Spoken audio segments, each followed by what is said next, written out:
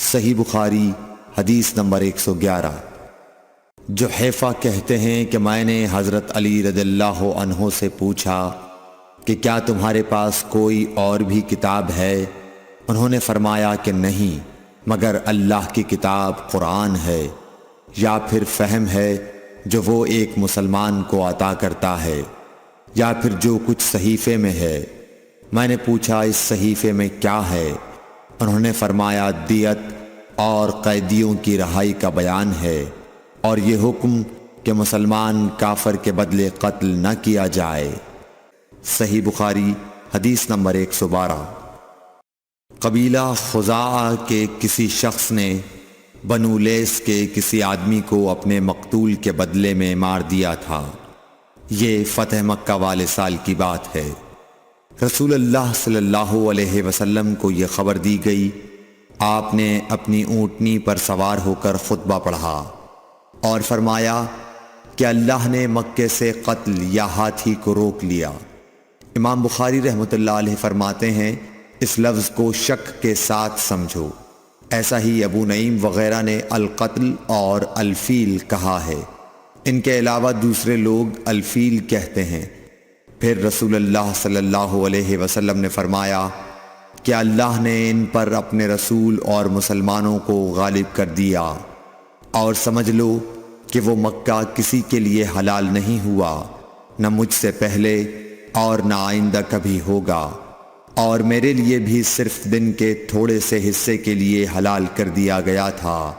سن لو کہ وہ اس وقت حرام ہے، نہ اس کا کوئی کانٹا توڑا جائے نہ اس کے درخت کاٹے جائیں، اور اس کی گری پڑی چیزیں بھی وہی اٹھائے جس کا منشا یہ ہو کہ وہ اس شے کا تعارف کرا دے گا۔ تو اگر کوئی شخص مارا جائے تو اس کے عزیزوں کو اختیار ہے دو باتوں کا، یا دیت لیں یا بدلہ۔ اتنے میں ایک یمنی آدمی ابو شاہ نامی آیا اور کہنے لگا یہ مسائل میرے لیے لکھوا دیجئے۔ تب آپ نے فرمایا کہ ابو فلاں کے لیے یہ مسائل لکھ دو۔ تو ایک قریشی شخص نے کہا یا رسول اللہ مگر اذخر، یعنی اذخر کاٹنے کی اجازت دے دیجئے، کیونکہ اسے ہم گھروں کی چھتوں پر ڈالتے ہیں یا مٹی ملا کر اور اپنی قبروں میں بھی ڈالتے ہیں۔ یہ سن کر رسول اللہ صلی اللہ علیہ وسلم نے فرمایا کہ ہاں مگر اذخر۔ صحیح بخاری حدیث نمبر 113۔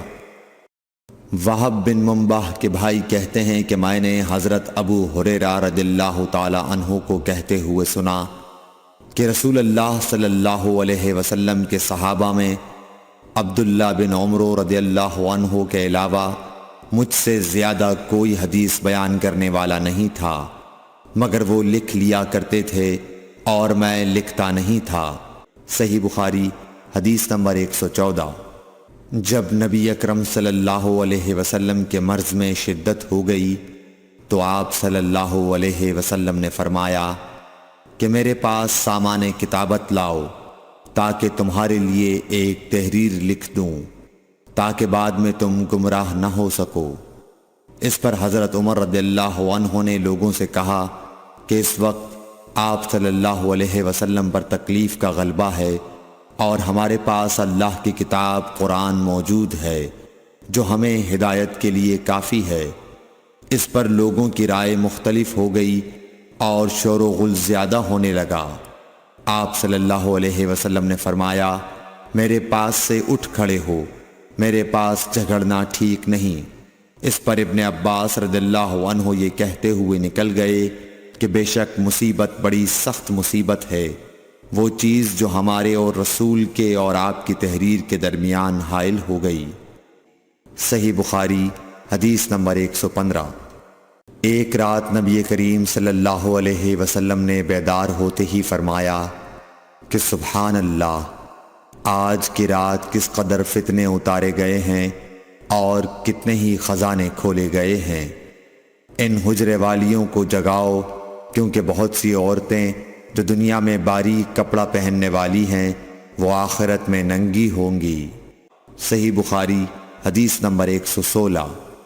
حضرت عبداللہ بن عمر رضی اللہ عنہ نے فرمایا کہ آخر عمر میں ایک دفعہ رسول اللہ صلی اللہ علیہ وسلم نے ہمیں عشاء کی نماز پڑھائی۔ جب آپ نے سلام پھیرا تو کھڑے ہو گئے اور فرمایا کہ تمہاری آج کی رات وہ ہے کہ اس رات سے 100 برس کے آخر تک کوئی شخص جو زمین پر ہے وہ باقی نہیں رہے گا۔ صحیح بخاری حدیث نمبر 117۔ حضرت عبداللہ بن عباس رضی اللہ تعالی عنہ فرماتے ہیں کہ ایک رات میں اپنی خالہ میمونہ بنت حارث زوجہ نبی کریم صلی اللہ علیہ وسلم کے پاس گزاری، اور نبی کریم صلی اللہ علیہ وسلم اس دن ان کی رات میں انہی کے گھر تھے۔ آپ صلی اللہ علیہ وسلم نے عشاء کی نماز مسجد میں پڑھی، پھر گھر تشریف لائے اور 4 رکعت نماز نفل پڑھ کر آپ سو گئے۔ پھر اٹھے اور فرمایا کہ ابھی تک یہ لڑکا سو رہا ہے یا اسی جیسا لفظ فرمایا۔ پھر آپ نماز پڑھنے کھڑے ہو گئے اور میں بھی وضو کر کے آپ کی بائیں جانب کھڑا ہو گیا، تو آپ صلی اللہ علیہ وسلم نے مجھے دائیں جانب کھڑا کر لیا۔ تب آپ نے 5 رکعت پڑھیں، پھر 2 پڑھیں، پھر آپ سو گئے، یہاں تک کہ میں نے آپ کے خراٹے کی آواز سنی۔ پھر آپ کھڑے ہو کر نماز کے لیے باہر تشریف لے آئے۔ صحیح بخاری حدیث نمبر 118۔ حضرت ابو ہریرہ رضی اللہ تعالیٰ عنہ کہتے ہیں کہ لوگ کہتے ہیں کہ ابو ہریرہ بہت حدیثیں بیان کرتے ہیں، اور میں کہتا ہوں کہ قرآن میں 2 آیتیں نہ ہوتیں تو میں کوئی حدیث بیان نہ کرتا۔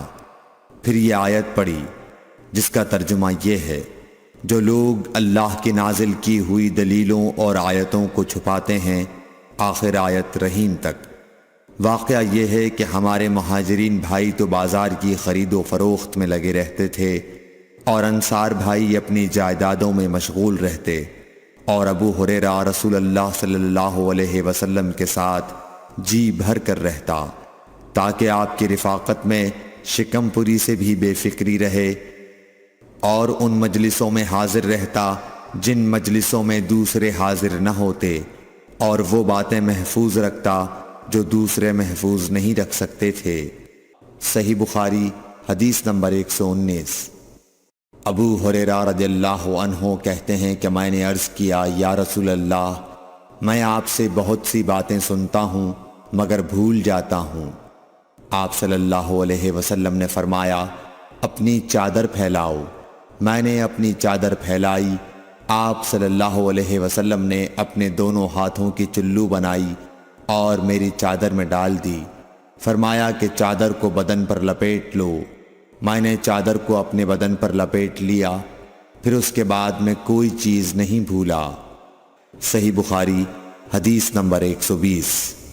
حضرت ابو ہریرہ رضی اللہ عنہ فرماتے ہیں کہ میں نے رسول اللہ صلی اللہ علیہ وسلم سے علم کے 2 برتن یاد کر لیے ہیں، ایک کو میں نے پھیلا دیا ہے، اور دوسرا برتن اگر میں پھیلاؤں تو میرا یہ نرخرا کاٹ دیا جائے۔